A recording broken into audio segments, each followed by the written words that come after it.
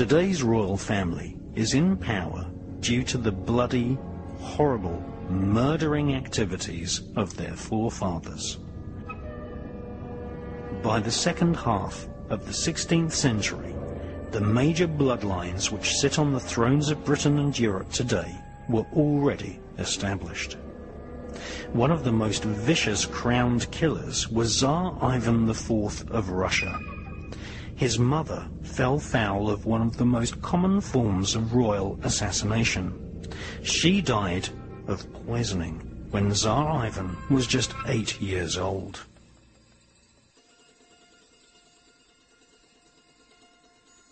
The young Tsar took great advantage of his royal will, what Aleister Crowley described as the royal thelema, a Greek word for willpower. All monarchs can exert their will and decree any act, even murder and rape, and act above the law.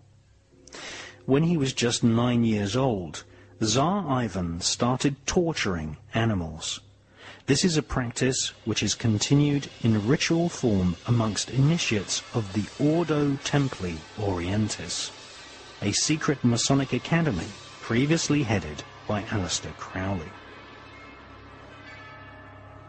By the age of 10, Ivan, Tsar of Russia, would personally oversee the torturing of so-called political prisoners. These were people who had merely been critical of his power.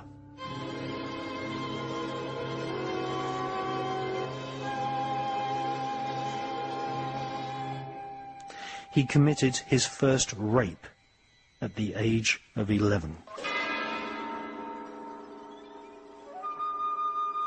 He was crowned in 1547 and diverted public attention away from their own abject poverty by entering into war with Poland and Lithuania. Tsar Ivan took thousands of prisoners and personally supervised their torture, often devising the most wicked torture techniques himself.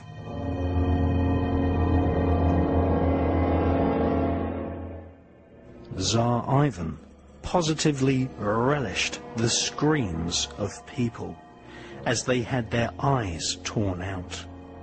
Women and even children were disemboweled, mauled by wild bears for his amusement, and people had parts of their bodies cut off and fed to his dogs whilst they roasted alive on a spit. Ivan also threw children into freezing lakes and rivers, and by 1569 he had extended his royal fortunes and property, with 60,000 people having been brutally murdered, many by his own hands.